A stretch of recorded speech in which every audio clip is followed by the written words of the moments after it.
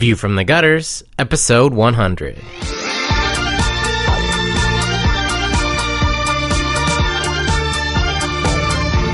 Welcome to View from the Gutters, the comic book podcast where each episode we discuss a collected edition, trade paperback, or graphic novel, and then recommend and vote on the book for the next episode. Warning: the discussion portion of this show has massive spoilers for that book. On this episode, we discuss Watchmen, and stay tuned later this week for an episode about Watchmen the movie. Episode 100. Episode 1 fucking View 100. from Breaking the up a Gutters. hundo. I'm Andrew Chard. What the hell did you Joe just say? Preddy. I'm Tobias Sounded Panchin, and I have dirty. candied ginger stuck in my teeth. I'm Brant Gillahan-Eddy, and I'm still offended by whatever the hell Joe just said said. that we are breaking off our first hundo. Yeah, that sounds wrong.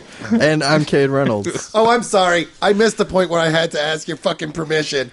I haven't been on this fucking... I haven't been on an episode. This is how we're going to start. This is how we're starting. Like 3 weeks now? Oh, and good you Lord. people think it's okay to give me shit. I am so full of piss and vinegar tonight. You're so cranky. hour. You are It the is- crankiest I've seen I you am in recent fucking memory. cranky. Can't and pick on you snarky, when you're and not I am- on the fucking show, Joe. Hey, it's not my fault that I'm fucking old and I get tired easily and I like to yell at kids for being on my lawn. Yeah. I mean, a I think, little your fault. yeah. I mean, it's a little my fault. It's like No, it's not. No, the 100% world your has fault. moved on. The world has changed. It was better when I was younger. Anyway, I it's the actually- end of our first century of podcasts. Yeah. No, that's not how it works. Yes, it is. We're century means centurions 100. now. This That's is all our that it means. centennial episode. Our There you centennial go. episode of Nope, the first... we're centurions. We're all we 100 are years old. centenarians. Oh, I was really hoping that we'd become like Roman warriors. or No, we did something. not do any training Or- whatsoever. Cylons. Ooh. I don't want to be a Cylon. We're hoplites now. Are you sure that you're not already a Cylon? Well, I could tell, but that would be ruining it for our listeners. Wait, there are 5 people in the room. Well, when I watched Terminator 2 for the first time, I also cut my hand open to make sure that it wasn't made of metal. That's an important... So, not no, enough now- people did that. Now I know I'm Not enough not. people did that. Cade, does that make us a pentaveret? It I does. was mainly making a Final 5 reference from Battlestar Galactica. I've never watched that. Oh, Yeah. It's the 5 people who didn't know they were Cylons at the end. They're And no, we sleeper are not the Cylons. 5 richest families from that Mike Myers' father refers to in So I Married an Axe Murderer. The Colonel. Called the Pentaveret, Yeah, the right. Colonel, the Rothschilds, the Gettys, the Pope. Okay. Joe, you had an announcement you wanted to make. I Yeah. do have an announcement to make, which is the triumphant return of Back Matter. Coming at you this a week from Saturday. Sometime in the future. Sometime in the future, a week from Saturday. I had to think about it. real Next quick. year, 2016, the return of 2016. Batman. No, 2015. No, it will Soon. be Within the weeks. 17th. Yes. Our first episode of the new year will be up. We think you'll be very happy with it. It's a secret. We're really stoked on it. But yeah, and I will. but it's not a secret. You just told them that you're going to do it. No, but what it is about is a secret, Brant. Oh, okay. Yeah. Mystery guests. Ooh. Mystery. Oh yes, mystery guests. No, it's going to be a fun time. Hopefully you Will not poked. be ginger Hopefully flavored. you poked air holes in the box you put them in. Oh. They're not a I got a puppy. cover from you guys. I You got know, like the mystery box. Yeah. Anyway, Back Matter's coming back.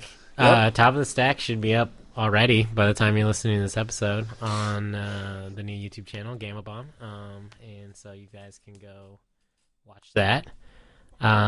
Also, We've got a new show that we're going to be doing. Have you Yeah. announced on the show previously no. about Gamma The Bomb? announcement episode will go up either the day that this episode comes out or yesterday. Yeah. Okay. Yeah. We recorded a special mini announcement episode to announce all these things, but we'll just double We'll do it announce on them. the show, too. double announcement. The point was to not waste time on Right. the main show, But but Joe whatever, fuck that. Had to do his thing. Oh yeah, I'm sorry. I have a life outside of these walls. Yeah, we are too. Yeah, You could get a lot more fucking shit done if you were here all the time. I know. Really disruptive. Anyway, Watchmen. Yes, It's a book. we're talking about We it. read it. We It was all right. wait. We were supposed Episode over. We were supposed to read it. I just ran around my apartment hitting myself in the head with it for an hour. Well, it's pretty heavy. No, we were Basically supposed the to read same. it, and I, in fact, did read it, and I got stuff out of it that I'd never gotten out of it before.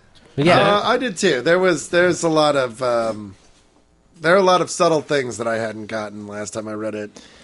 This Do you was have an example? my first time reading it. I No, would wait, if I had remembered to bring my copy with me. Oh, okay. Well, why don't we start Cade. with Cade then, because this is your first time reading it. This was my first time reading it. I've seen the movie a couple times. I always really liked the movie. Like it's not a movie I can watch more than once in a while because it is what it is. We'll talk about that on the other episode. But yeah, I've never read the comic before. I had read parts of it actually, but never sat down and read the whole thing. And I think it's a good book. I don't think it's that bad. It's just it is hard to read, and there are certain themes that go on through it that I can see, or I can imagine looking back that there was a good reason this was as big as it was. Yeah, I think Like- it's important to remember the time period in which it was released, because so many people hear like, "Oh, Watchmen is the greatest graphic novel of all time," or whatever, and then they'll read it and they'll go, "Wait, I don't understand why." Because so much of modern comics is derivative of what happened in Watchmen. Yeah. Well, I actually wanted to start with that topic, and I wouldn't call it the greatest. No, I Superhero wouldn't comic, either, but or a the lot of greatest people graphic novel. put it at the top of their list. What I would say, and I understand that this is a provocative comment because I want people to respond to it. I feel that Watchmen is the single, like the individual, most significant superhero story that's been written. And I agree with that. I would not agree with that, but I would say it is one of the most influential. And that's kind of what I mean. I mean, there are groundbreaking Yeah, superhero because- stories. Action Comics #1, when Barry Allen meets Jay Garrick for the Yeah. first time, like creating the multiverse. Like Crisis. they're very important moments. Crisis on Infinite Earth. Right. But I think when Flashpoint. right, and I think when you're talking about individual stories, like Yeah. Watchmen happened, and people spent like the next 20 years either imitating it or like trying to figure out what it means and like grow and evolve from there. And I think that there are a lot of people that are still trying to do that. Oh, absolutely. And getting it, some people are getting it right, a lot of people are getting it wrong. But I think so much of modern comics since Watchmen is predicated specifically on responding to it as a work. Yeah. More so than I think than any other one thing. Brand's So this is so. I don't know if I'd say more than any other one thing, but definitely. I don't know. Like there are a lot of other significant works, and there are other things that are definitely important, like taken in their aggregate, like, you know, the Steve Ditko era on Spider-Man, or, you know, what Jack Kirby and Stan Lee were doing on Fantastic Four. Like, they're definitely very influential. They changed the medium, but like when you're looking at one specific work, yeah. But I mean, you could argue that like Will Eisner's Contract with God, or even the serialized The Spirit, like. Sorry, go ahead. No. I'm sorry. I'm really emotive with my like. well, I want to hear your response to that. Yeah, no. I this want to hear what Cade was saying. I mean, you're saying that you feel like there's other ones that. Yeah, I don't know if I'd say it's more than any other, but I would say it's one of the most. I would say that there's, for different situations, there are different mosts, and I think when you look at them all together, you've got a list that none of them would be higher than any of the others. So we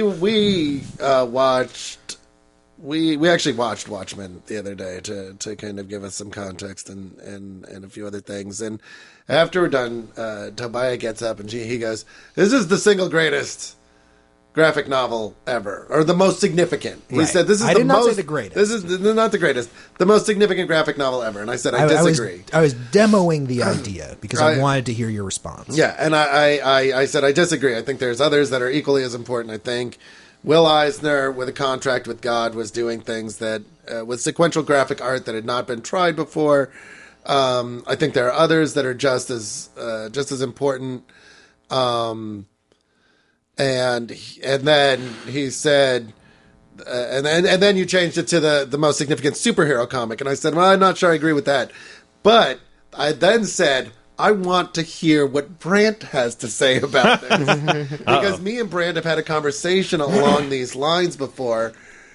And so I kind of, before I dig into it a little bit, I want to hear what Brandt has to say about it. Because Brandt, yes. Because Brandt. Because Brandt. Because no pressure. Question mark. Be perfect, be Well, perfect, as I be said to perfect. Joseph Because in Brandt response is to that, smarter than you're- everybody in the room combined. You're very good at cutting through arguments, like right down to the bone. Well, so Consider it a specialty of yours. So let me go back to where everyone started, talking about whether or not they had read this before or read it again or whatever. And I've read Watchmen now. I'm going to go low and say about a dozen times. And one of the reasons that I did that, and I confirmed this, because what I spent this time doing was not reading it again. I feel like I know it pretty well. Is I went back to all the books that I acquired when I was doing all of my academic work with comics to see how often Watchmen was used. And so there are two titles that, and all the, so the one thing, so there's a caveat here. My literature stuff cuts off between 2005 and 2009, right? That's when I was putting all of my books together. I don't know what scholarship has been released since then. I haven't had a chance to keep up as much. But at the time, at least as far as what I've got, and I read common or regular news and media and stuff, and when the movie came out, I was reading a bunch of stuff. Watchmen gets cited a lot, especially around the topics of superheroes, but almost equally is The Dark Knight Returns. And I'll tell you why, if we get there, but the most common thing has to do with, from what I can tell, the arguments about what the impact of the actual text was on the practice, articulation, and deployment of superheroes in modern society, and specifically what it did to the comic book industry, good or bad. And Alan Moore himself has said that there was probably a significant amount of bad that came out of the Watchmen comic. I'd absolutely agree with that. Yeah. So there's that, and we can unpack that. My issue with the Watchmen is I will make it an analogy that I've often made in music, which is, in some ways, Watchmen, I want to say the Nirvana of comic books, but it may be more like the Beatles. But whatever band you want to attribute it to, what I'm talking about is, just because you're the first doesn't mean you're the greatest. Just because you're one of the biggest doesn't mean that you'll always be the best. And so there's a lot about this book that needs to be admired. I think there's a lot that needs to be talked about. But I also think that it has now reached a point where to talk about Watchmen is to talk about a lot of baggage and a lot of stuff that's been ladled around it. I think the biggest one of that is the fact that now Alan Moore has become like the crazy hermit with the shotgun of comics. And so, it may very well be that another 50 years from now, you can maybe put this in a glass case and talk about it as a work itself. But I think for most of us who have anything to do with comics, either as readers or as enjoyers or even as more of an academic bent, you can't disassociate when the book showed up, what happened after the book showed up, what other books were coming out, and then, of course, what happened to the creative team behind it after the book came out. Well, and the sheer fact of the matter of the purpose of the book, what he was trying to do, which kind of, and I've been thinking about this because you specifically asked me to, you can't divorce the book from its purpose. And that's what sticks in my craw time and time again. When people I disagree. I would say that one of the main purposes of the book was to show that the superhero as a genre was dead. Yeah. Right? But I don't see that inherent in the story itself. Like, it isn't just a good story about, like, what could actually happen if there were real superheroes. But I don't necessarily see it as, like, this is how it will always end. There should never be another superhero story again. I told the last one. Like, I don't find that in the text. I find that in his statement. Right. I agree entirely. Like, if you look at the most surfaced, literal, textual reading of the story, like, it's a really interesting story. It has significant flaws. Right. But nowhere in that literal surface story do I see the idea that superheroes are dead. I see it as we can get into this much later, but I see the duality of two gods and how these two gods interact together, because you have Ozymandias and you have Dr. Manhattan, and they essentially are absolute power in this universe and what that does to a person. And it's a very different trajectory. Like, even in the book, it's like two completely different takes on what absolute power does to a human being. Which was the point. And, I think so, too. And even very early on, when we are introduced to Dr. Manhattan, and he's talking about how none of these people he's meeting means anything to him, except the young one, Ozymandias. Right. Well, it's interesting because Dr. Manhattan is in many ways the Superman of this story, and everyone else is Batman. Yeah, we did talk about that, yeah. It's like there's 4 Batmans, and then there's Superman. But Dr. Manhattan is more than Superman, because Superman doesn't perceive time in the same way that Dr. Manhattan perceives time. He can't create matter from other matter. Like, he doesn't have the powers that Dr. Manhattan has. Superman is the, like, ultimate power in the DC universe. But he's kind of the Firestorm a little bit, where he can just, like, kind of mutate matter into other things. Yeah, well, he's probably most directly inspired by Captain Atom. Well, he was directly inspired by Captain Atom, but his power set is not similar to Captain Atom. And that's the thing, is that there was kind of there was a moment in the story where Alan Moore was using those Charleston characters, and then he moved away from them and mutated them into different things. And so you can kind of see that moment where it's like, this character took these elements from this other character, but there's not that direct, like, this is this. Right. And I think Dr. Manhattan is a really interesting character because he is so unique in the world of superheroes. Like, there isn't really another superhero that is as powerful as him.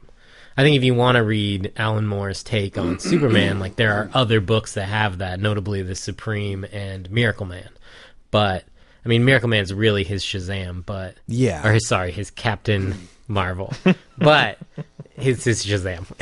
And I think that those are both two kind of, like, notable Superman stories. He also told Superman stories, like Whatever Happened to the Man of Tomorrow, but Dr. Manhattan and Ozymandias are both so different than other DC characters that I think this book is no longer really an exercise of, like, what would happen at the end of the DC universe, which is, I think, what he set out to write at the beginning. Because he wanted to use DC characters, and then they were like, no, and he was like, okay, well, I'll use Charlton characters, and they were like, okay, and then they eventually said no, and so he created kind of this new thing. I don't see this as, like, this is the end of the DC universe. I see this is kind of like where the Watchmen universe goes. One of the reasons why it is so fascinating as a work is because there are so many levels to it. I mean, it's an incredibly dense work because, on a certain level, it's how would superheroes operate in the real world? And on another level, like, it's a character study of all of these different archetypes. And one of the things I really stood out to me reading it through at this time is how many times the story comes to a dead stop. So he can do a flashback into a character's past, and we learn about their inception and their motivations and, like, where their character really comes from. My favorite one is the Dr. Manhattan one, where it's like the story's trucking along, and then you open the next chapter, the next issue, and it's like, oh, this is a flashback. Like, almost the entirety of that issue is a flashback. Yeah, but it's portrayed in this really interesting way, which makes it not seem or feel like a flashback. The one that stood out to me the most was Adrian Veidt's, because literally it's like the story's moving along, and it's like, nope, we're going to stop right now, and we're just going to flash back into his past. Yeah. And then we're going to, like, tell his whole story.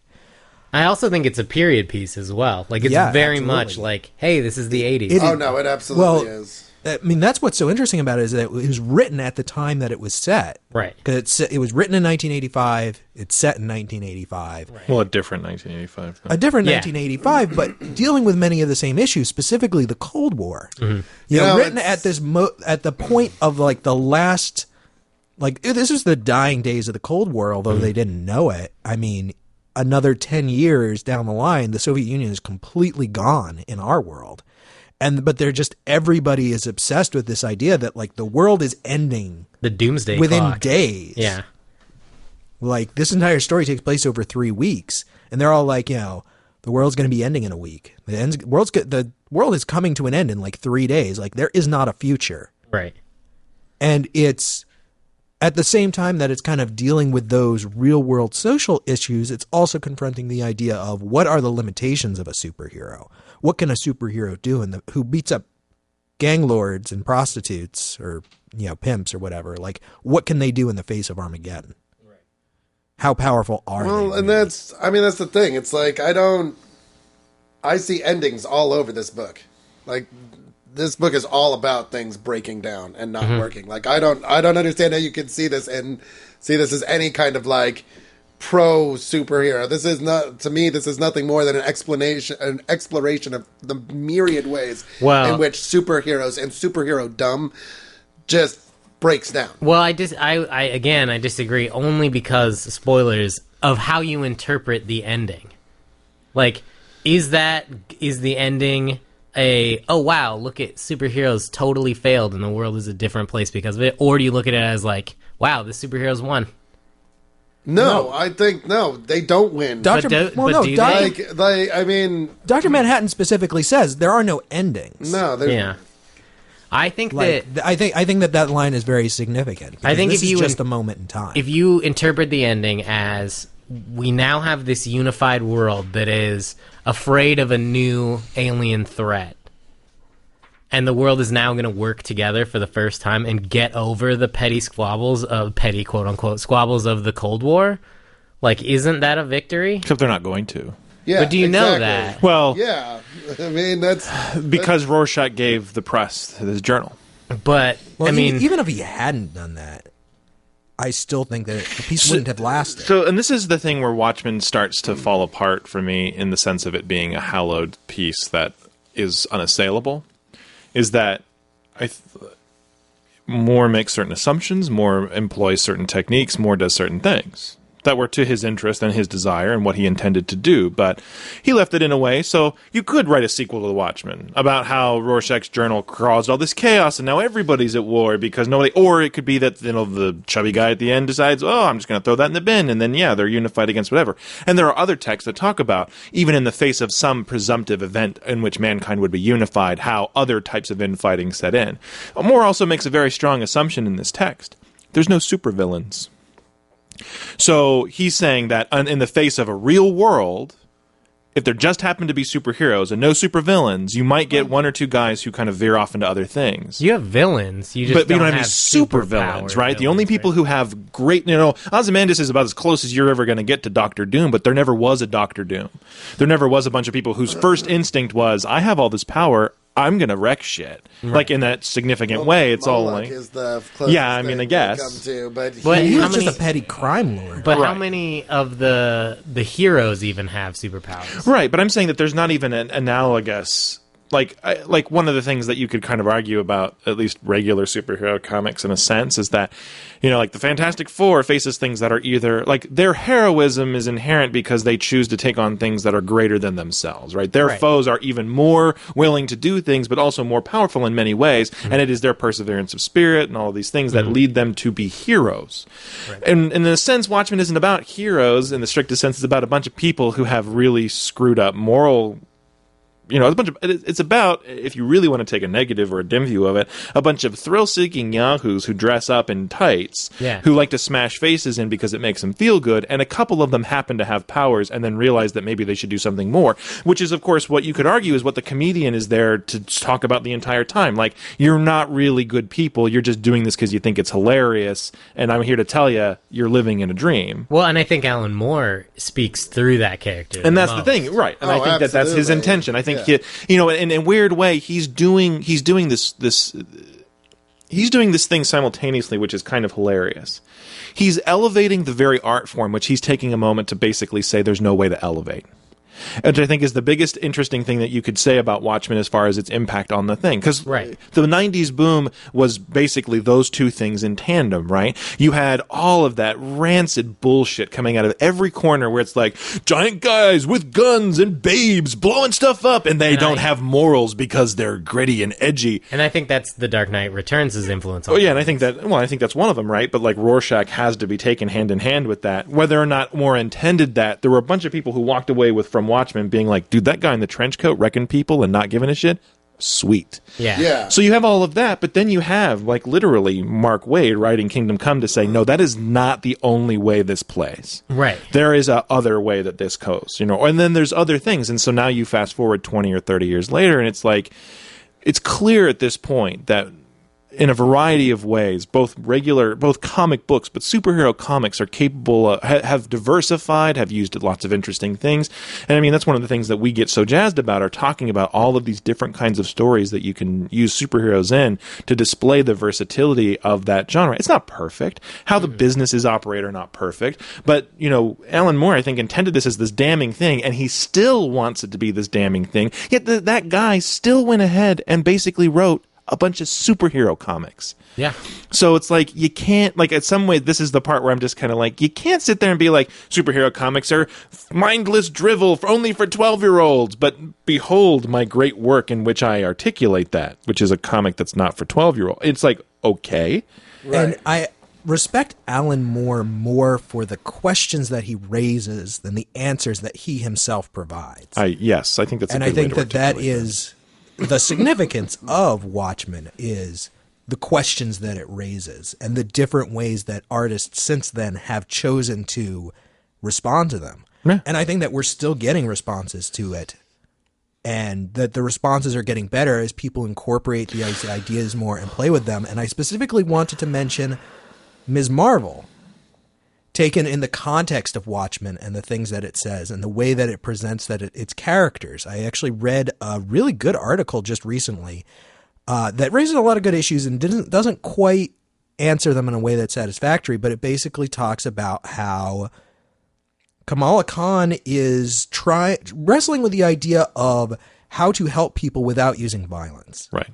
Which is one, I think, I read that core too. problems of... Yeah, this article actually blew up. Yeah, one of the core problems of superheroes as a genre is this idea of, I'm going to punch my problems away. Which is hilarious, because that would be the argument against someone like Superman. Like, if you took Superman to his natural conclusion, 95% of his problems he would be able to fix without violence. He would still need to use force, you might argue, application of his powers in a way that dramatically shifts the situation. But it's very rare that a creature like Superman, facing the things that he would have to face, would need to resort to punching someone through 4 buildings. It's just that that's the way the genre and that character have sort of walked itself. Well, yes, absolutely. I'm not saying that.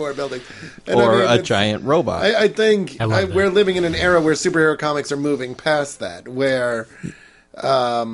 I mean, God, we sat here. We talked about Venom on Yeah. on that first episode where all of us were together. I don't know that Brant was on that episode. I wasn't on But- it. No, it was my first episode. Okay, that was yours. And I think Cade was on And the episode after that, and Brant two That after is very largely about Bruce Wayne overcoming something that he can't overcome with violence, his own addiction, his own shortcomings. I thought we were talking about Lethal Protector. Damn. No, God, no. No, that's a conversation for another time. But I mean, what Brent was saying actually raises an interesting idea in my mind, which is you have Lex Luthor as this character, like, I can fix all the world problems. Like, if you just put me in charge, like, I'd be king of the world and I'd fix everything. Right. I have to imagine that there's not an insignificant number of people, a few 100,000 out there who go, yeah, Lex Luthor is right. He should totally be king of the world. And Superman could have just gone, okay, you think you can do it so good? I'm going to take you. I'm going to take a few 100,000 people who agree with you. We're going to fly you to a planet out in space. You're now king of that planet. I'll be back in 5 years. Let's see how you do. Like, Which I guess is what Mark Waid's doing. Well, and he's kind of, it's more revenge porn in so much of immovable, irredeemable, Right. Yes. right? And incorruptible. Incorruptible, yeah.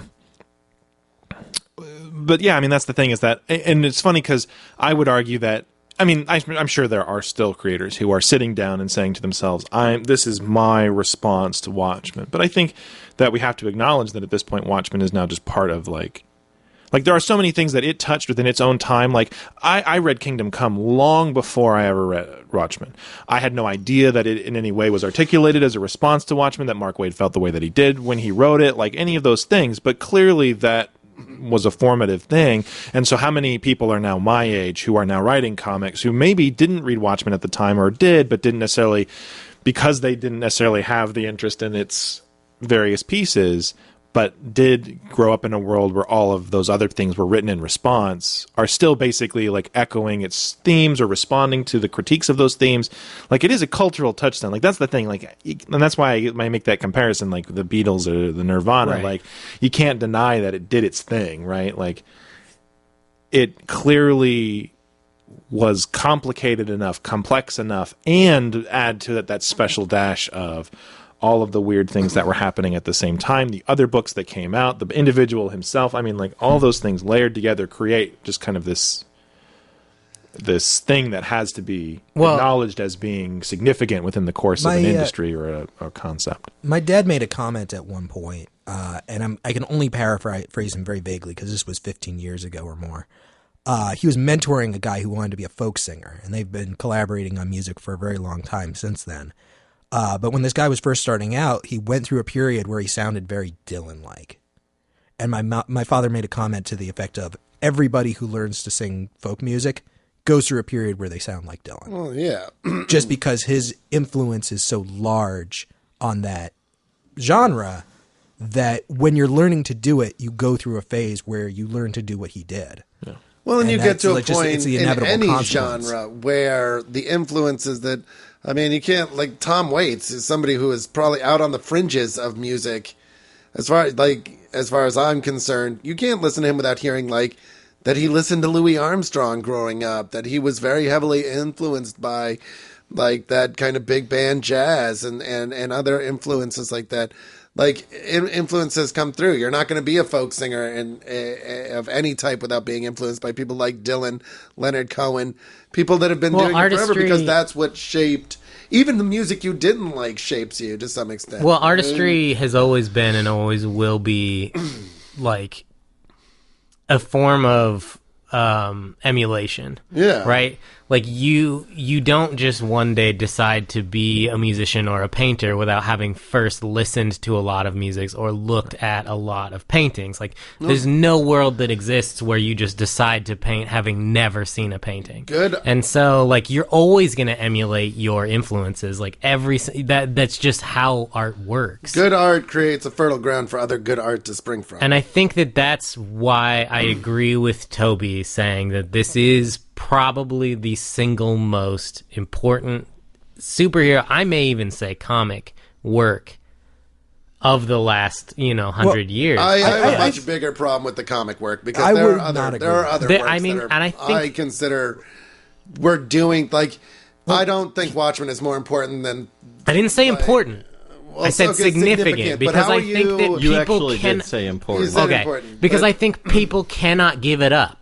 Like, I think, yes, Contract with God is a great example of that. Yes, I think there are other really good examples of, like, super influential and great works, but Watchmen has this hold on comic books in that everyone reads it and they want to respond in some way or another, even if it is to make the most opposite thing that Watchmen is. Like, it in some way influenced everything that we see. I don't agree that You think there are everybody comics out there that exist that are made by people that, like, never had an influence of Watchmen? Yes. I think it's Absolutely. impossible because I think that everything they've read I mean, Olympia itself has this subculture that very well may meet your criteria. People who came up solely on the indie comics that were written in the 70s and 80s, who never touched a superhero book, who never picked up anything that had DC on it, who have actively avoided it as a point of pride. Now, you could maybe maybe argue that we're at that liminal point where our generation is prolific enough and the previous generation has now dwindled enough that you could be talking about that there's no longer capable of being someone who hasn't been touched by Watchmen, especially now that it's a film and it's these things and superheroes have become so much more widespread. But I think that up until now or very recently, you could have had literally an entire lineage of comic folk who are relatively pristinely untouched by Watchmen's presence. I don't know that exists, because I think even indie comic creators were like, this is indie comics' influence on superhero comics, and so we embrace it. And then people who read Watchmen went on to write stuff that would then influence those indie creators. I don't know that you could avoid it. I think that the word that Brant used, lineage, is very important here. Every genre is like an organism that's evolving over time. Somebody writes a story, somebody else writes a similar story that responds to it. Sets of story conventions, setting elements, that stories evolve over time. You have fantasy invented as a genre, and then you get increasingly specific sub-organisms within, species within that genus. Sword and sorcery, high fantasy, steampunk, urban fantasy. And Watchmen is definitely a very important work in the superhero genus, but there are lineages of comics, indie comics especially, that are European, Eastern, that are so divorced from, so far away from where Watchmen is as a work, that there's no cross-breeding between the two of them. And I want to point specifically to things like the Hernandez brothers. Persepolis. Oh. Persepolis. Like, how does Persepolis in any way come close to touching or in any way involving itself with Watchmen? I don't know. I don't know if she read it or not. But I'm saying that even if she read it, there's nothing about her creation of that comic that I would argue shows a clear connection that she was influenced in. No, and I'm not saying that it is like a direct, clear connection, but just that like the influence of Watchmen is so far-reaching, and I'm not saying it touched literally everything. I'm saying that there is not a book that touched more things. Well, I think at that point you're making the argument that it's the most individually influential, that it had influence on the most things. And I think that's why, what I mean by like significant or like, and maybe I'm making the wrong argument here, but I think that there isn't a book that influenced more things than Watchmen. So you're talking as far as like, if we imagine all of comicdom, regardless of genre, as a giant lake. Yeah. This is the biggest boulder that's been thrown in that lake. I would arguably, if you could be on the other side of that shore, you may not have really felt any waves from it, but that sure as hell was still the biggest wave that lake's ever seen. Right, because you can say like, oh man, the influence of manga. I might be willing to go. The influence of manga on Western comics was massive, but it wasn't a singular book in manga. It was like many, many books in manga, or like European comics or indie comics or whatever. Like I can't name a single book. I half agree with that. But I think it's one of those things where the further back you go, the more influence something has, simply because it's had more time to influence things. And I honestly think we're at the tail end of its influence. I mean, it's like saying, like, how... I think in a world where Image Comics exists and is putting out the comics that they're putting out, 5 years from now, nobody's going to fucking, like, but it's new generation of comic readers is not going to care about Watchmen. It's not that they don't know. It's not that they care about Watchmen. It's that, like, in the same way that the universe is made up of vibrations, like, they don't go away. It's a ripple effect. Like, Watchmen this clearly influenced Invincible, which will clearly influence something else, which will clearly influence something. Like, I think that's never ending. I think, I won't say that it's never ending, but I will say that you reach a point where the ripple is so small as to be not noticeable. Joe and I had a 3-hour argument on that exact topic. Right. I mean, on the question of like the influence of specific things. If I say if I threw a pebble down a hill 300 years ago, and that caused a fox to jump away when he was going to try and kill a squirrel, and a man ate that squirrel later that day, so he had a meal, so he had a kid, like that the ripples from actions continue forever, and you were very much against me on that point. So let me offer a kind of a side example here. or two side points to kind of make this flat thing into a round thing, or three-dimensional at least.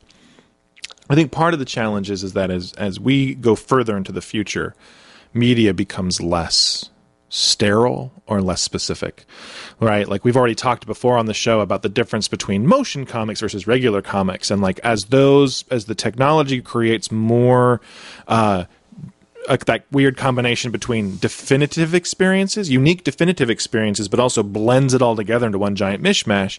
Like we're living in the golden age of superhero-dom outside of its initially born medium, right? Like arguably superheroics are now more powerful as a film, specifically, a media concept than they are even as a comic book. Because while the comic books we can all sit here and pat ourselves on the back as being culturally influential, X-Men up on the screen, Avengers up on the screen is going to touch a hell of a lot more people. Right, and Watchmen on the screen is going to touch a hell of a lot more people than the comic book ever did. I make this argument to my indie music friends because, like, when Yeezus came out, the Kanye album, a lot of indie musicians were like, I don't understand why it's so different. It's just Gustaffelstein. Like, I've heard Gustaffelstein before. And my response to that is like, yeah, but when did you hear it on the radio? Right. Like, it's going to touch more people now right. than it did. Now we'll have more Hashtag Kanye greater than Beatles. Yeah. So, but that leads me to the other point that I wanted to make to kind of the other direction, which is we still argue about how significant Tolkien was on fantasy. Like, or actually, we don't argue about it. His position is relatively well fixed as being a modern father, or not modern anymore, but one of the major fathers, if not the father of modern fantasy. Even though, especially Tobias and I, could probably talk ad nauseum about all the other people who did all kinds of other things that we think were equally as important, much like your indie music example. But Tolkien, for whatever reason, managed to hit that sweet spot. Let's talk about the other one. J.K. Rowling. People can be as pissed off as they want to be about Harry Potter being a dissembling mess of a bunch of other people's things, but that's still a giant, so angry, a giant boulder being thrown into that cultural lake than compared to anything else. And the Twilight is the same. It's definitely not the first 100 of the genre, but it became the biggest and therefore launched the genre. Well, and I guess what my whole thing is that, yes, Watchmen is a very big boulder in a pond, but boulders, they sink into the silt and they become harder to see from the surface as time goes on. No, and I think that's fair to say. Yeah, just like it's hard. Just like now, if you really wanted to, and this is the thing that makes cultural mapping such a very fascinating thing, is if you go back and you tried to tear apart, like you even said it earlier, you basically made this concession, right? Like if you wanted to be a folk musician, well, yeah, Dylan's in there, but so is Cohen and so is all these other people. And we would make that argument, I'd make that argument about modern heavy metal bands. I mean, all of them, is that it becomes, and even Tobias made this reference with the notion of branching things, is like, yes, you're not going to stand at the very newest edge of it and say, oh, Watchmen's right there. But you're always going to be able to, as you sift through that, if you're an archaeological dig, you're going to eventually sift down and find this giant fucking boulder. In the same way that Western civilization, you can trace back to these significant moments. Well, and just like you can trace it back to I'm not arguing. Action Comics number. Right. I'm not arguing that, I can't remember what number it is. 16? That's it's Action Comics number 1. Action Comics number 1. I'm thinking of Amazing Fantasy number 15, yes. which is Spider-Man. Which is the exact two. It's funny because I used two examples of comic books, superhero comic books, when Toby said that to me. Action Comics number 1 and Amazing Fantasy number 15. I'm not like Watchmen is significant, yes, and for a significant portion of time, it definitely colored the superhero genre, especially towards the more mindful of writers that had a response to it. Mm-hmm. And I think that you can judge the success of a work by the responses to that work and how successful they are. Like, I'm not going to lie, I always forget how much I enjoy reading Watchmen, but I enjoy reading Kingdom Come about 1,000 times more. Oh my God, this book is such a pain in the ass to read. It really, really is, and I understand why that is, but like, I guess my argument is this. I think there's a lot of deserved praise that this book gets. There's also a lot of not undeserved praise, but it gets it gets blown up to the point where people, I think, lose sight of why it's important. It lose sight because it is significant because of those questions. It's significant because it's asking these questions about what do superheroes really fucking do? Yeah, it's important not to overblow its significance to the point that you discount all other things. And that's why I'm while I may or may not agree with them, I'm always highly critical of statements like most significant. Because I think that while, yes, this is a touchstone moment, I don't think anybody in this room is going to fucking argue with that. And I think this sits in a place, along with The Dark Knight Returns. I think this was asking questions about superheroes, and I think Dark Knight Returns is just going, this is what you want, right? Like, this is what we need to do, right? This is the only possible response we could have. Well, I think in many ways that's Frank Miller off the chain. Absolutely it is. Sadly, whether you deem him to be completely insane or not, at the time, I think he had a valid. No. Him off the chain was a valid. I'm not talking about him, his mental stability in any way. I'm just basically saying, like, for me, The Dark Knight Returns is probably the first time where Frank Miller is going, like, I could do whatever I want. No, he is chomping at the bit because nobody's who's read Year One or his stuff on Daredevil is going to tell me that Frank Miller can't write a fucking great comic book story, a restrained, well thought out, well paced, and well orchestrated comic book story because he fucking can. And he could. He could. I want to talk for a minute about how hard Watchmen is for me to read, and I had a realization finishing it this morning that ties in with The Dark Knight. And on the Dark Knight episode, I talked about how Miller uses the 16-panel grid for the entire thing and how janky it made it feel to me. And I noticed reading this that Moore uses a 9-panel grid throughout this entire book. Well, he does. There's some variability, but it's not. Well, he'll join up panels. Yeah. But you can see the grid is there. Like, all the panels conform to the layout of the grid. There's no, like, diagonal panels. Nope. There's no, like, page that's split in really weird ways, or characters flow from one panel into another panel. It's very, very rigid. There is one that I noticed. There is a scene. Is it when Veight's fighting the mugger? Yeah, or the assassin. Yes, that's and the he one time swings that it breaks. his thing up, and it's one of the sides is on one page and the other's on the other. Yeah, and then that is specifically like one of the only times that happens. I actually checked the only other Alan Moore book that I had to look on my shelf, which is League of Extraordinary Gentlemen, Volumes 1 and 2, and he uses the exact same 9-panel grid in both of those. From Hell, he does it in, I know, because I was... The problem that I have with Watchmen is the same problem that I have with League of Extraordinary Gentlemen, which is that I find it very hard to read because it's got this like very rigid, very kind of staccato...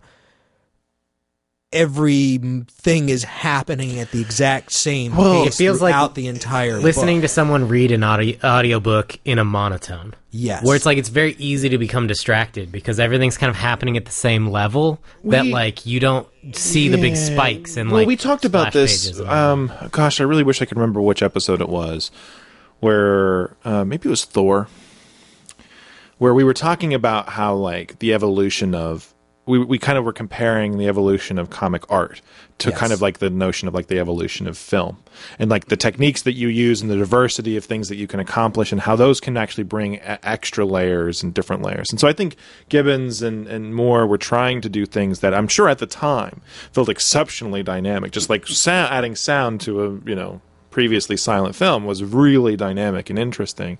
But like...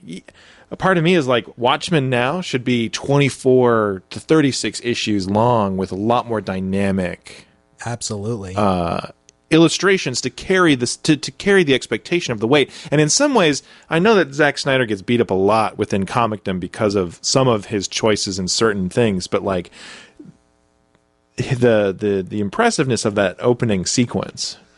God, yeah. Watchmen may very well be Zack Snyder's masterpiece. And I think we'll definitely dig into this on Wednesday. And I know you won't be here, though, Brant. So if you want to elaborate on, like, what you mean on there. Well, so he does this really... I think probably most people have seen this in some form or another, but he does this really dynamic kind of moving picture style jaunt through time of the rise of the superhero. And it just kind of... It's this thing that's really impressive because it does...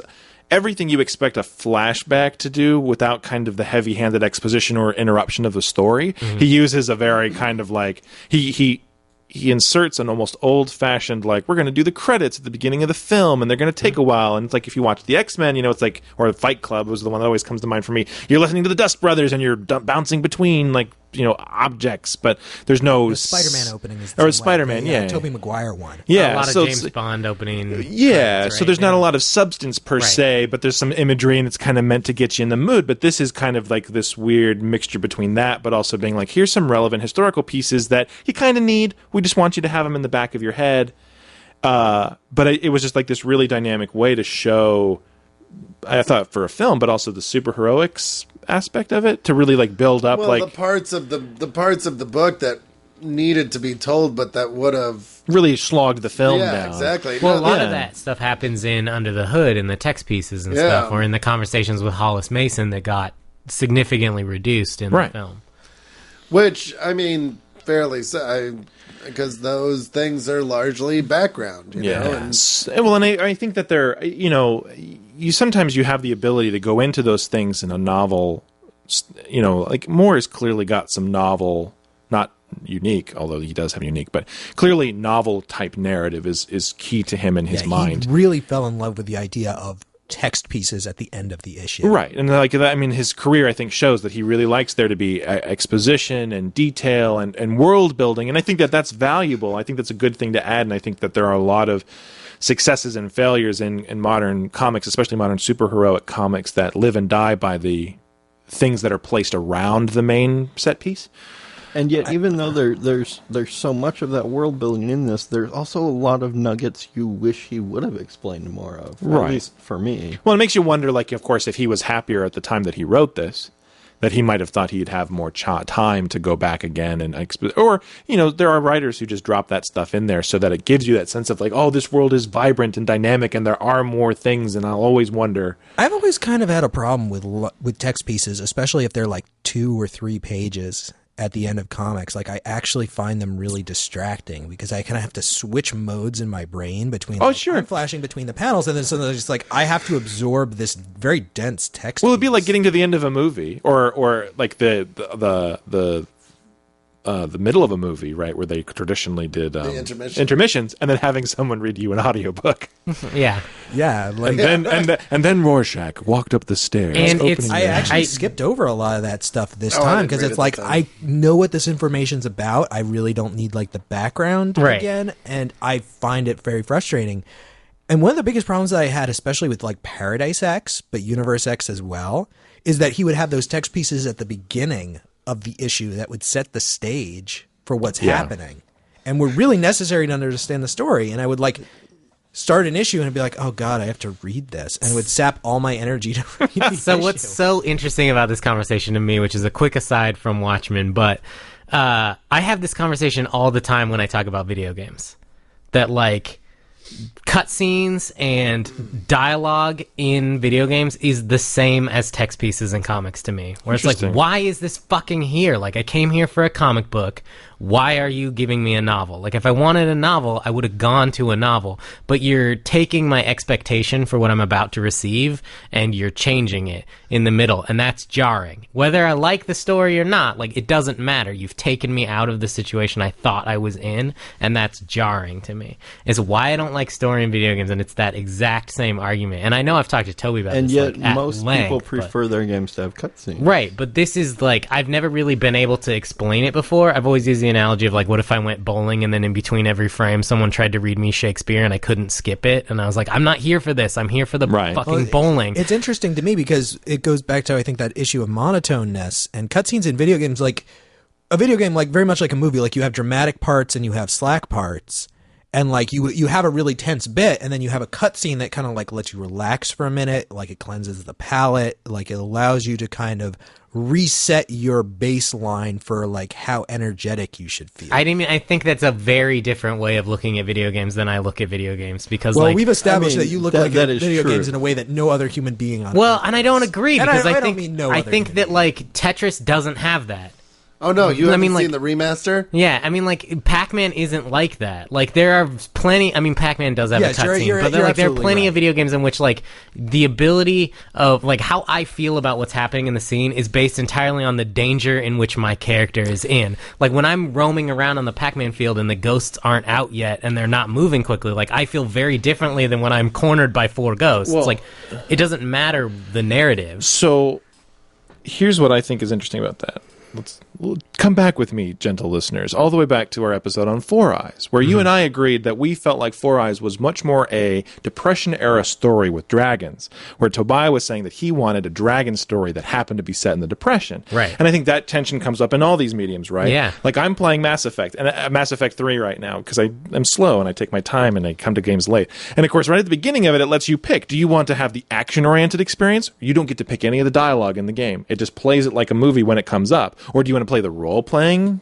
thing where basically, actually I think there's casual where you don't choose any dialogue, but this still plays the things. Then you can now do role-playing where you can actually like stop and select each issue and do whatever. And then there's like the action one where I think it like skips cutscenes maybe or something. I don't know. I didn't read that option because it's just like, I just want the regular setting. What am I doing? I just want the regular game. But I mean, that's the thing is I think that sometimes the critiques that erupt around a piece of media have as much to do with what people are expecting as it does with whatever. And then you get into those weird things like what does the artist intend versus what does the consumer intend? And I think a lot of quality in a work goes into setting expectations. Right. Yeah, I think that's true.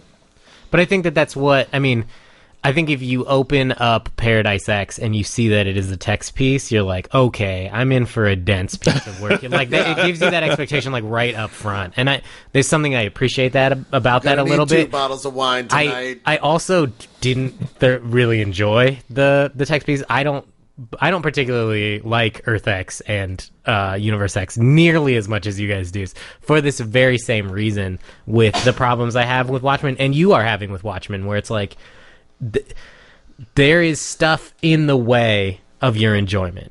And I don't know that it's a detriment to the book, but you can definitely point us at a significant thing and go, this text piece, I enjoy the book less because this is here. You know, full disclosure, I didn't actually read all the text pieces. I read the Hollis ones because I really liked them, and then there were a couple others that I read. The other ones I just looked at and I'm like, I don't give a shit about this. Right. Skip. You don't. Yeah. Well, that's the thing. I actually.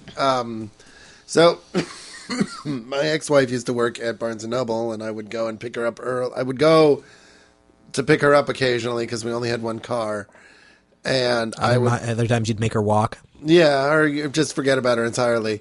But so many things to say about that. yeah, that's a different podcast. But I would go up to pick her up, and I would usually get there a few hours early so that the kids could play in the kid area, and I would just grab a graphic, like a comic book, off the shelf and read it. And that's how I read Watchmen. And so I read it over the course of like several weeks at Barnes and Noble, and I read it completely from cover to cover. That was probably 10 years ago. It was the first time I read Watchmen. I have never, to this day, reread those text pieces because they're nice if you want to get the whole experience. I don't care about the whole experience. I get enough of the story from just the comic book itself. I don't need the text pieces. I don't need to know about how it was in the old-timey days with Hollis Wayne as the night owl punching people in the face. Like, I don't need any of that. However, I appreciate that he puts it in there because I think it gives you the choice of getting as much or as little as you want. And that's kind of, we have this debate about comic books, or about video games a lot too. And I've come around to understand what you're saying a lot more. And like, I think giving the player the option is the same thing, fucking right? back matter, Like, right? Like this shit is back matter. Yeah. Like this is not the show back in matter. There's not the highly celebrated show back not the matter. Peabody Award nominated back matter. No, I mean like this shit is back matter. It's optional. It's there for you absolutely. if you want it. And I think that says a lot about how it's portrayed to you in film and video games is like, this stuff isn't optional. Like, I don't have the ability to walk away from it. No, absolutely. And in film, it's all deliberate. I can't tell you what game it was the other day where I was like playing, and I thought of you because a cutscene popped up, and I was like, I don't fucking care. I'm just here to play. Right. And I was like, what button do I press? You Let me can't press the skip button. it. And I can't skip it. And I was like, But there are many somewhere, video games somehow that you can charred. skip them. Well, right, and that's when I'm like, hey, thank you so much, game developer, for taking my needs into consideration for 4 seconds, which is like, I don't have a lot of fucking time to play video games, and your goddamn characters aren't interesting. I think it's an interesting perspective that you're like, it's back matter, it's optional. Right. Because I feel like on a certain level, it's disrespectful to a creator to, like, they have created something for you, they are presenting it in a specific way, and you're saying, like, I don't want these parts. Yeah. It's like going to a fine dining experience to, get like a $300 plate, and then they serve you a course, and you're like, no, I don't like that. Well, No, But it's like you're skipping the green beans because you don't like green beans. It's like going to that fine dining establishment and you get a dessert that looks like a fucking turd on your plate. All right? If you wanted me to enjoy it, you shouldn't have made it look like a turd. If you spent all this time crafting this material that you want me to read because you think it's essential to the story, then fucking show me it. Don't write a fucking treatise on it. Well, but- all right? Because if I wanted to read a fucking treatise, I would go to fucking school and check one out of the goddamn library. Or They don't let you check those out. You have to read those out. Yeah, you have to right? get the blow the microfilm. fucking dust off that. Reference material, Joe. Sorry, I know everybody was waiting for me to lose it. I needed to lose it once on the episode. No, so that's- there. that's You fine. lost it earlier too. This is 2. In well, one and episode. so We I think can't- this is the one way in which I can respect Alan Moore. He basically walked away from his experiences and said, "I want to write comic books where it's 12 to 15 pages of." 9 paneled whatever, or nine panel per page, whatever, and 5 pages of writing. And I'm going to do it about these topics. And everybody said, okay, Alan Moore, here's your money. And he said, thank you. I'm going to get a little crazy now and yell at you from my front stoop. And a lot of people go, well, Alan Moore, you've kind of become hostile. And he said, I know I have, you sons of bitches. And then they said, and then there are a bunch of other kids who were on his lawn said, that's cool, Alan Moore, keep yelling. Oh, I've got a crisp 20 for you here. Yeah. So keep doing your thing, right? Like, Right. that's the thing is that, I mean, this is the miracle of the free market. Blah. When he came out, But- he said, when he comes out now, he's like, I've learned to raise the dead, and I exist completely on marijuana and phone calls to the outside world. And But yeah, I I've mean, learned to not eat anymore. And people are like, He's a breatharian. Yeah. Well, so I mean, but that's the whole thing, right? I mean, is ultimately you're going to have creators who decide that their vision is more important. I mean, like we talked about this too. Like, see, episode 100, people. We talk about tons of stuff. This is just a recap of all the amazing things we talk about. If only I could put annotations in where you could click on those other episodes. Yeah, exactly. So you can see where all the Like other. farts. But I mean- to hear more about farts. There are some creators whose interest is in want to know pleasing. Yes, Paul Harahoven for the win.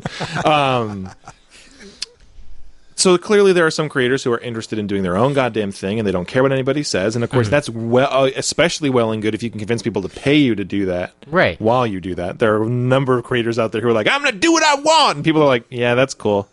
I'm not paying you a dime," and they're like, "Shit." One could even say that the whole purpose is convincing somebody to pay you to do Right, it. but then you've got to. But I mean, more specifically, then you have creators, and I think we talked about Dan Slott potentially being in this vein, where it's like clearly he wants to write Spider-Man, clearly he wants to write what would be perceived as good comics within that realm of readership. So he probably spends a lot of time throwing out stories that might be really interesting avant-garde stories about a guy who dresses up as a spider, but he's just like, well, no, that's not really going to work. Instead, I'm going to do this thing where Mephisto shows up and I'm going to make it erase everything, and then he says, wait, that's probably not a good idea.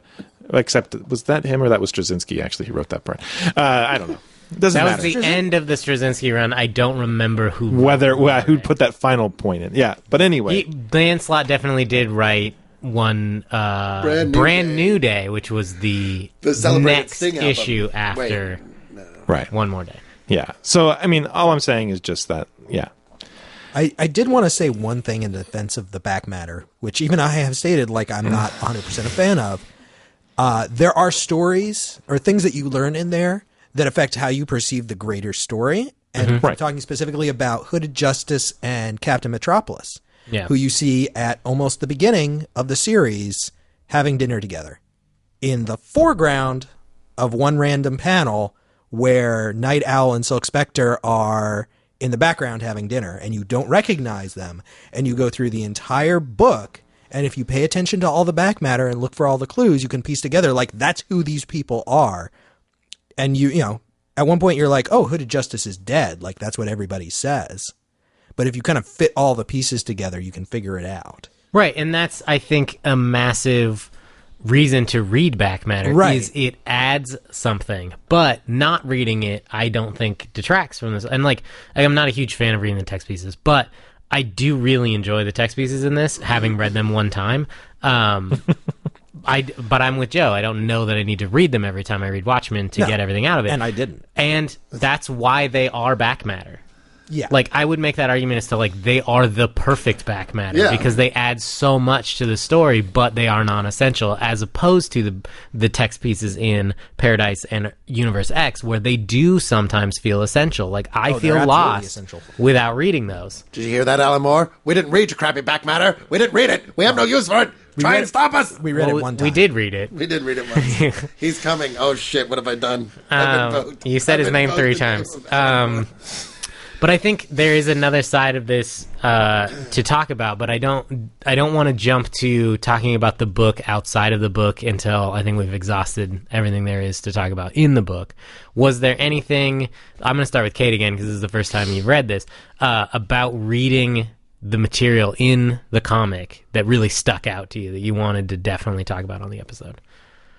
I don't know. There is a thing I want to talk about, but I'm going to talk about it more on the other episode we're doing. But it's just about the nuggets, the things that he hints at, the things that are in the news articles that are just like flashed on the one panel out of the whole chapter. And it's just like, oh, 2 shooters for the Kennedy assassination, like 2 shots. 2 shots. Yeah, 2 shots. Like, you know, no magic bullet here. Like, it's just like, in this universe, there's 2 shots. And, like, you get all these little things that I just want to know more about. And I loved the Hollis stuff, the Under the Red Hood. It's just Under the Hood. Or Under the Hood back matter stuff, and I really wish I could just buy that book. Oh, his actual, like, autobiography? Yeah. Because I thought that was a lot of fun to read. I was sitting there and I was just like, these guys are real. Yeah. Like, the way that he's telling me about it, in the way it made them feel real. I think it adds so much to the comic as, like, superheroes are real. Has anyone here read the other Watchmen books? The ones that were released by DC? Watchmen? Yeah? No. Oh, no, but you can answer a question that Dante had.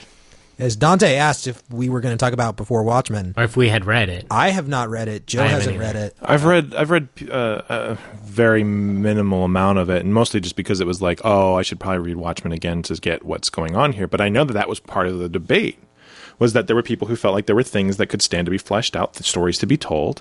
And it's like, we don't hold any other aspect of comic continuity or history as sacred, so why is Watchmen on a pedestal in which it can't be explored if it's a property that's owned by a company that can afford to do so? Well, maybe there are more things that we should hold as sacred and go like, this story's done. We're not going to explore these characters So anymore. I think that's a classic debate. I was actually just looking online, and people were talking about how the 1981 Marvel calendar is current again because all the dates are on the same days of the week in 2015 as they were in 1981.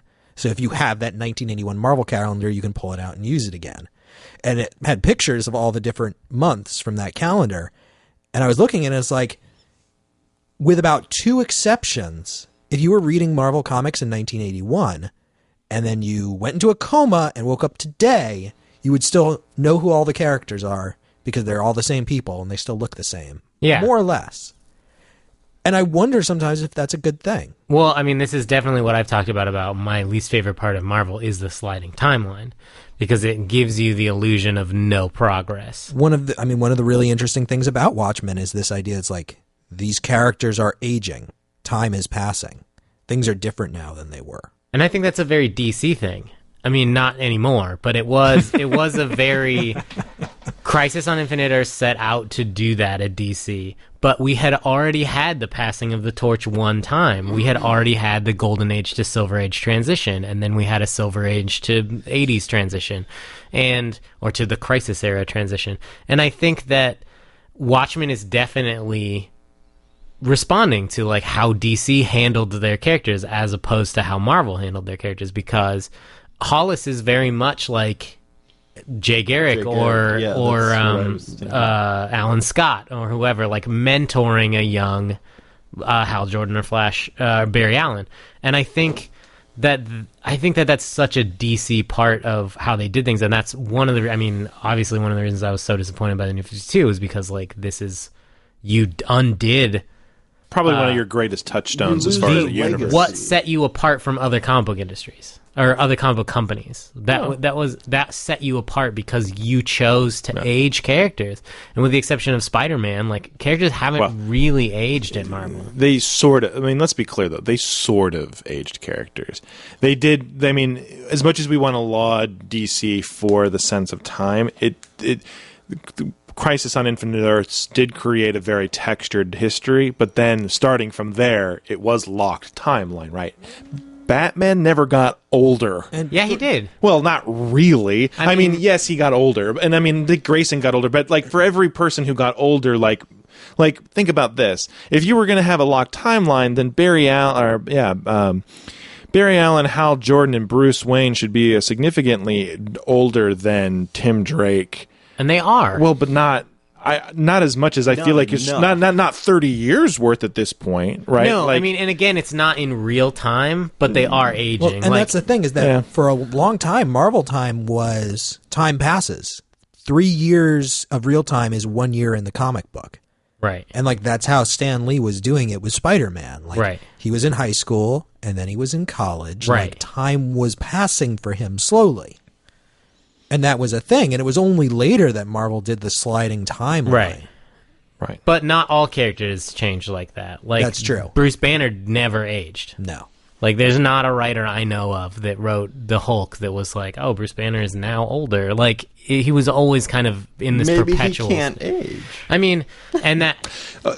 Yeah, the Hulk doesn't age, but like Superman doesn't age. Except in the future, he has an awesome. Superman fights Nazis and Klansmen, but he's still the same age as Bruce Wayne, ostensibly. Well, you could the argue Superman that fought Nazis and Klansmen was Golden Age Superman, right? But I mean, I guess Crisis erased him from continuity as opposed to melding together timelines. Right. Like, and that's the thing is that like, I guess that's what I'm saying is that they kind of cheated their way. Oh, they into definitely making it work. cheated. I mean, but at the same time, they cheated because there were too many questions. Right. And I trust me, I love that stuff. So, and I think that this is a very DC book, and I guess the one thing I definitely want to talk about on this episode is Alan Moore writing this as if it were a creator-owned book, and then publishing it with a major publisher, not realizing like how much advantage they would take of him, because in his contract, he is supposed to regain the rights to Watchmen after 5 years of the ending of printing of that book. They have never stopped printing Watchmen because it was such a colossal success, and so it will never revert to Alan Moore the way that it should have. Yeah, I mean, because book publishing at the time, like, things went out of print and they ended, and specifically graphic novels went out of print because they were not intended to be infinite like they are now. And I think in a lot of ways, Watchmen is the beginning of the infinite graphic novel movement, where we always expect it to be in print. We always expect all graphic novels to be in print. What if DC is actually keeping the rights to Watchmen away from Alan Moore, because if he gains them, he'll bring about the end times? I think that it's just they want money, though. That's probably the more realistic scenario, yeah, but I'm just saying. Well, I mean, I think it would have been interesting. Had they ever reverted to Alan Moore, do we know that he would have never written anything else? Do we know that he would have not reapproached this universe? I would have assumed. I mean, like, he has certainly taken the time to approach most of his other work. Yeah. That wasn't clearly set to be a, like From Hell, he didn't revisit, because how many more Jack the Ripper stories can you tell after you told the one? 6. 6? From Hell 2, coming to you, 2016. But, like League of Extraordinary Gentlemen, Right. He goes back to that. He's got like 4 volumes of that, and what's the multiple volumes Tom of Strong? Top 10, and Yeah, Tom Top Strong, 10. and Prometheus, and So I mean, I assume What is Promethea. that? Promethea. So I assume that if he had, if this was his, Right. that he would have gone back to it at some point. Which is like what I was saying to Kate earlier. Like maybe that's why he dropped all those things around, is because he thought he'd be able to come back. And I think so too. And I think that this directly is why he left for ABC Comics, America's Best Comics, because of how DC treated him. Of course. And I think that in another way, you can see the influence of Watchmen on the comic book industry, where people saw how DC treated Alan Moore and were like, well, fuck that. Let's go create our own company called Image. Like, I think there is a lineage there. Oh, sure. I think that the Alan Moore thing was probably the very beginning of a large amount of momentum that then, I think clearly all the guys who left Marvel and DC after that in the early 90s were feeling something very similar. They just didn't have a specific grievance like this that could articulate it more than like, we don't like the fact that there's an equal power relationship between... And you have to imagine that whatever DC was doing to Alan Moore was editorial practice at the time. Oh. Like, he wasn't the only one who was being treated that way. Well, but the way that his contract is worded, like, you would be led to believe that, like, oh, we'll publish this for you and then it's yours. But it was such a massive success that I think that they didn't. Right. I mean, like, whoever stepped in after the contract was in practice was like, we could just not give this back to him, which... Well, and you have to. So here's my one. Here's the one. Like there's a lot of ink spilled on this particular aspect, right? And you've got creators out there. I know Brian Michael Bendis and some others have made comments to the effect. Even Gibbons himself has gone back and worked for DC, kind of being like, you know what, like it is what it is. Yeah. Like, but Moore really has like got this bone in his mouth, and he's chewed on it for 30 years now. Yeah. And I can't help but wonder if that escalated things to a certain untenable position. Oh, right? definitely. Because like there are different stories that float around, but I mean there's rumors that, of course, or he may have even said himself, because he's said quite a lot about it in the last couple of years. All of a sudden, I think when the movie came out, where he basically told them to go fuck themselves. Like I think at one point he said that DC even tried to come back and do something with him, like make an arrangement, and he was just like, no, it's mine, go screw yourselves. And it's like, and like on one hand I'm like, yeah, of course I would feel that way too, but it's also that thing where there are other creators who have commented, like, there isn't a person alive who made something for Marvel and DC and walked away with the rights. That's why there's the Siegel and Schuster lawsuit. That's why there's the Kirby lawsuit. That's why there's all those lawsuits, because it's not like those guys walked away thinking to themselves, oh, I'm definitely going to own this. There was like a lot of like weird amorphous, like, hey, you're my buddy, you're my pal, by the way, I'm kicking you to the curb type thing that bred a lot of animosity. So I think in some ways there are some people who probably would say, like, really, Alan? Like, you didn't see this coming? You honestly thought it was just going to be perfect and they would have not found anything? Like, aren't you being a little disingenuous to basically be so upset about it? And I don't know. I mean, like, if I would have seen this thing blow up the way that it was and basically be deprived of, like, I guess the thing is that, like, what did he not get other than potentially respect in the way that he wanted it? Like, his name's on the book. He didn't get the money. He didn't get control. He didn't get control, but he's not, it's not like this was the one novel he was capable of writing and then he never wrote another novel. No, but I mean, again. I think that I think any author that creates characters or creates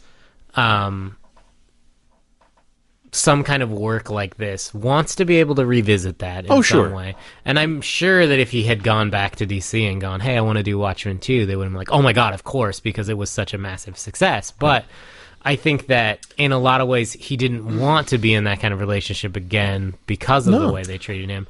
And I think I look at other books where they are all new characters and all new situations in Marvel and DC, and I can't point to very many, but I will point to one specifically, which is Runaways, and that even though Brian K. Vaughan does not control those characters, they gave him a lot of leeway with those. They were like, okay, you wrote the first 6 issues and you're done with the book, but it's selling really well. Did you want to write more? And he was like, yeah, I got a couple more ideas. And then he went on. And then the same thing happened at 18. And then when he left, he got to pick his successor. And now that there's a movie in the works, he got to write the screenplay. And, like, they definitely gave him a lot, and they took those characters off the table for other characters. Like they right, but how much of that was him? You know, yeah. Well, but how much of that also was Brian K. Vaughan was a really nice guy, and that's the thing, and that's what we talked about with who wrote Barry Ween, Judd Winnick. Judd Winnick, when he talks about like the 3 different kinds of comic book writers, and like there's the reliable guy, and there's the good writer, or I don't remember exactly how the quote goes, but essentially like one of those is like the guy that is willing to like play along with the company and like not not clearly bound. Again, getting that paycheck, and that's all that really right matters. Well, and like, but I mean, also, and there are some differences though, right? Like Brian K. Vaughan exists in a universe in which he can take all the things that he has a serious vested interest in, that are his own total complete ideas, and can publish them in another venue, like completely unfettered from his relationship to Marvel, right? So like he can come up with great characters for Marvel, and he can still turn around and publish a bunch of his stuff on his own in a way that was not nearly as easy for someone like Alan Moore. Sure. So, I mean, Alan Moore is, I guess, that object lesson that had to lead to maybe, or was one of the many pieces that led to the new reality in which create our own comics. Creators. Because you even see in Runaways like the seeds of Saga. Sure. And I think that what's cool is that he had somewhere else to go. And in 85, I don't think Alan Moore had anywhere else to go. Probably not. There is an example I can think of. Sovereign 7 by Chris Claremont. Mm-hmm. He owns those characters. They were published in the DC universe as DC characters. The series ended. He retains rights to those characters. Of course, he's never done anything with them. Does the Kirby estate have rights or at least residuals on all of the New Gods stuff? Yeah. Because that's part of the whole relationship with DC, right? Like why he left. Yeah. I think he has, like, I think that's part of it, is that he left in part because DC was going to let him do his own thing, and I think he got to keep some aspect of it. Yeah, he left Marvel for DC because of like a cushy contract that they worked out for him. Yeah. But so there are a few examples of a creator who got to do their own work for DC and Marvel. And I guess it's that, and continue to have possession. Right, But Claremont was clearly though, embedded in Marvel like a tick, right? Like, I mean, he'd been at the time that Sovereign 7 came out, he had been there for a while, right? Well, for Marvel, but this was over at DC. That's how he was doing Sovereign 7. Oh, right. He jumped ship. Well, and I guess that's the thing, is that's the magic bullet that you can wield when you've got that much momentum behind you, right? Like, that would be what Brian Michael Bendis would do. If DC's like, you want to come over here? He's like, sure. I get to keep everything I make. Yep. And I think Robert Kirkman has gone on the record as saying, because he made Gravity for Marvel, who they promptly killed, or maybe he killed in some event, but He came back from the dead, I think. probably. He shows up like once a year. But Kirkman himself, I said, he says like one of the challenges is that how many guys are going to work for these companies and put their blood, sweat, and tears into making new, interesting characters when they can go indie and make it their own and do their own thing. That was, I talked about that. Well, that's basically what happened to DC in the New 52 is DC was like, toe the line, and a bunch of people were like, but we had plans. And DC was like, yeah, we don't care about your plans, toe the line. And they were like, all right, well, we're just going to go finish up here, and then we're going to go do our own thing. Right, because people know who we are now. But and we can do that, and people will buy our On the flip side, though, like Marvel seems to be much more willing to kind of let people flex around. And, of course, now, I mean, Kamala Khan is an original character. I have no idea what the ownership rights look like, but I don't think she's going to go away anytime soon. Edge of Spider-Verse has led to 2 new Spider-Man characters that, if their momentum keeps going, the Spider-Gwen and Silk.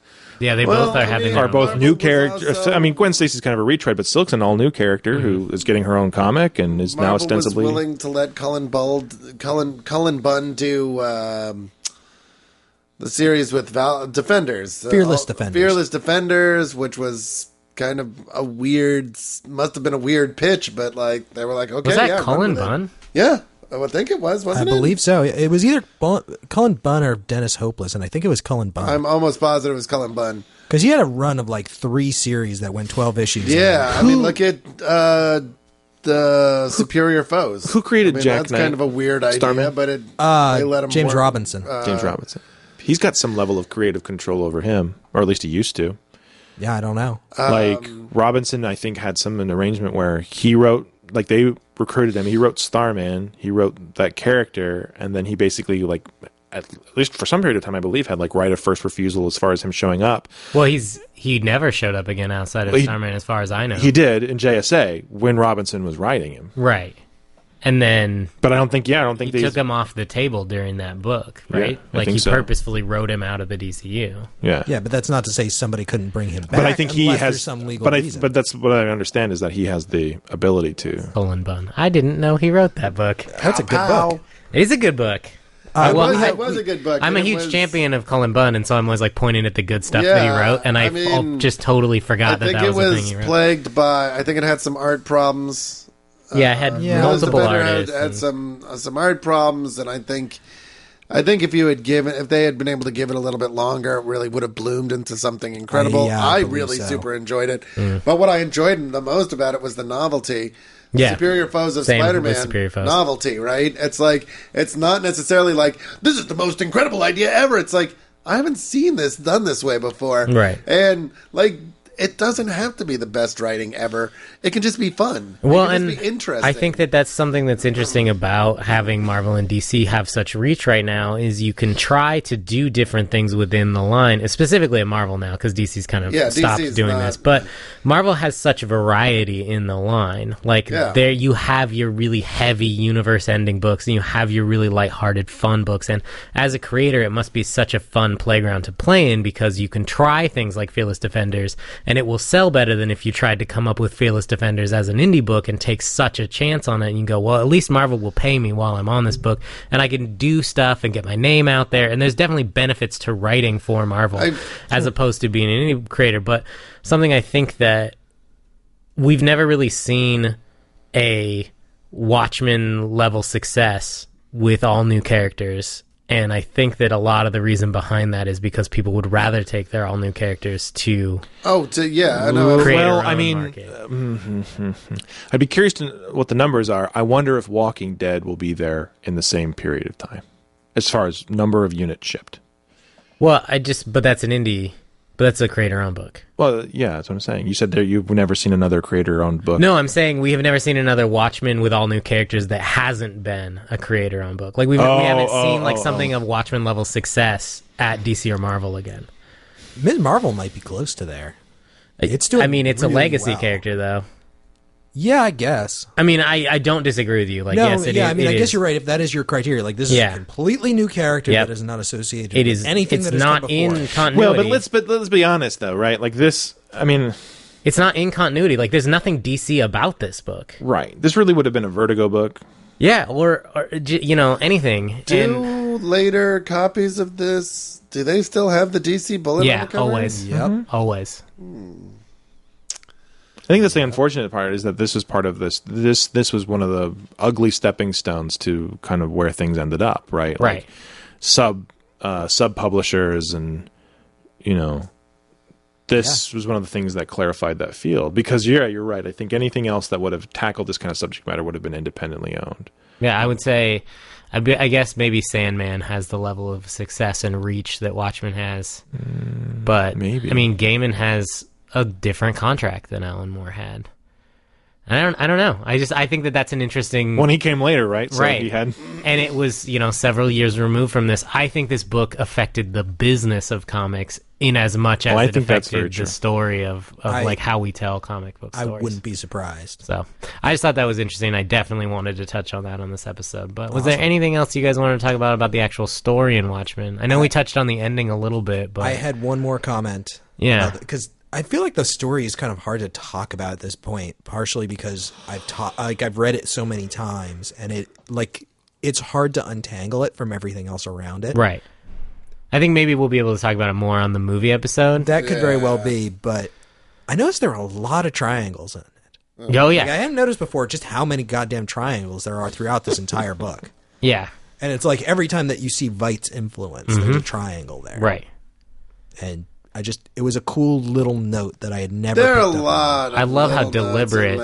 There are some incredibly deliberate things that I had in not the realized art before. Just in the art, The too. first time that Dreyberg and Laurie are out at Raphael's, and they're talking about how much better their life is out of the costume, and there's this panel of them, and Dreyberg's kind of looking up and to the left, and Laurie's kind of looking down to the right, and you can totally tell they're full of shit. Oh yeah, Yeah. absolutely. They're totally lying. Just like when Laurie leaves to go meet Dan, John is smiling a little bit. And just like these little kind of foreshadowing things that I was like, oh, well done. Dude. It's remarkably well composed. It is. And, you know, you got to give it up to Dave Gibbons, who fucking, like, nails it. Well, and Alan Moore, who I think Alan Moore has a specific style of writing to artists where he will, like, describe a panel in an entire page for them, which Dave Gibbons talks about going back and, like, highlighting the relevant information in there and then, like, ignoring so much of the rest of it because, like, it was too much information. But I think that that's something that is really interesting about the relationship they had, where they weren't talking on the phone, they weren't Skyping each other like a lot of modern creators will do. Like, this was just like, it was a one-way communication where Alan Moore would send Dave Gibbons a lot of stuff, and then Dave Gibbons was kind of the filter to the book of all of this. I mean, I don't want to say nonsense, but like all of this extraneous information that Alan Moore would send to him, and he was like, what is essentially relevant? Like, what must be in this panel? How can I convey these like ideas? Alan Moore is the overhead genius, and then Dave Gibbons is the genius that creates.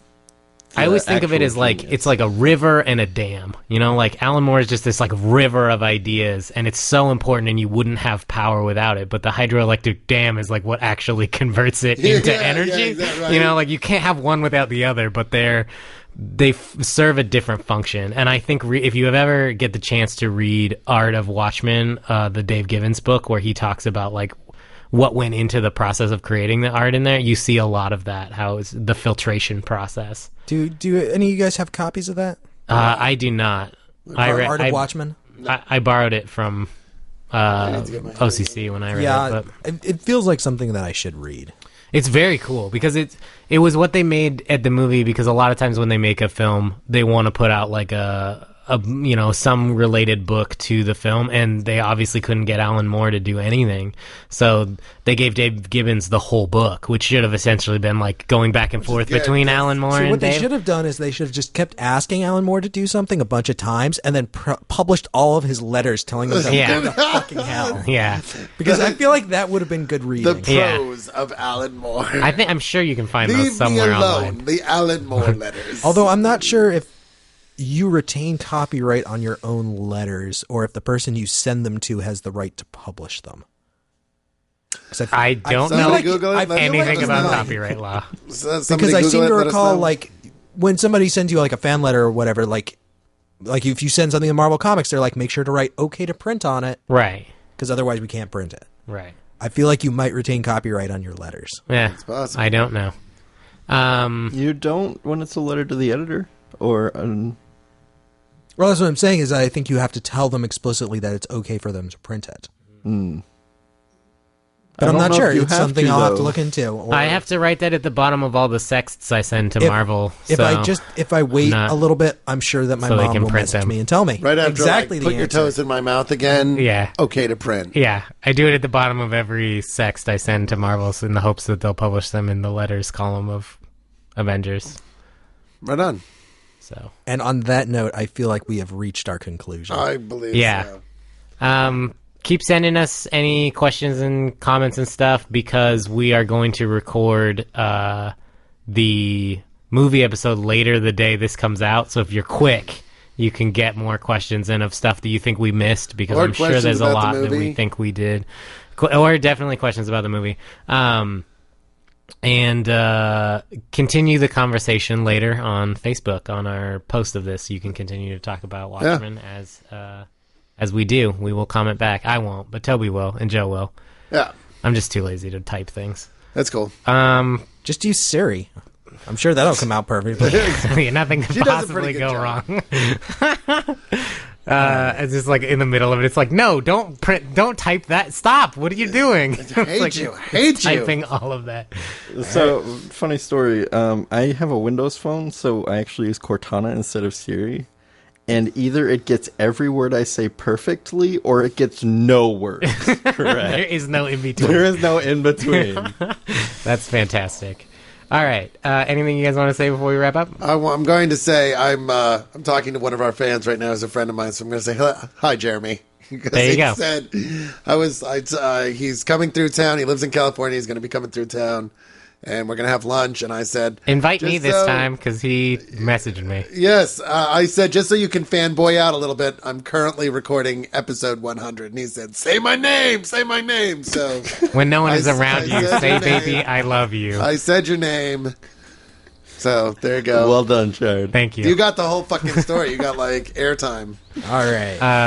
Good night, everybody. We will see you in a few days for Watchmen the movie. And thank you for listening to all 100 episodes. Yeah, actually, I want to say this real quick, because I've been thinking about this. What we do here every week is fun, and we enjoy talking to each other, and we enjoy yelling at each other. But seriously, your fan letters, your interaction with us online, I guys are the feel reason positive. we do this. Yeah, I feel positive. I speak for everybody when I say this. It means the fucking world to us. It is so awesome to have fans that reach out to us and talk to us and ask us questions, and like, it's incredible. And so thank you so much for that, because while we would probably sit in this room and do this, even if nobody was listening, knowing that there are people that are listening and that they care enough to interact with us, that's like the best feeling in the world. Yeah, you guys made me cry twice this week. Yeah, so I don't doing even that, want to fucking talk about that. I'm not even going to fucking talk about that. Thank you so much for your kind words. When we say we love you at the end of every episode, we fucking mean it. Like, yeah. Seriously. Thank you so much. And, seriously, guys. Seriously. Here's to looking forward to the next 100 episodes. The next hundo! No. I don't like it when you say that. Yes, I don't like it. All right. Makes me Good night. We love you. Good night. Goodbye. Thank you for listening to View from the Gutters. I hope our recommendations have inspired you to go out and find some new comics you'll enjoy. Join us next time for a discussion of our selected title, but like every week, we encourage you to read all of the recommended books. In the meantime, please leave us an iTunes review. It really does help new listeners find the show. You can also like us on Facebook, subscribe to our YouTube, and follow us on Twitter at ViewFRTHGutters. Feel free to email us at contact@viewfromthegutters.com. Please send us any questions, comments, or recommendations you might have. Be sure to subscribe to our YouTube channel as we post new videos every week. And thanks again for listening. And as always, keep reading.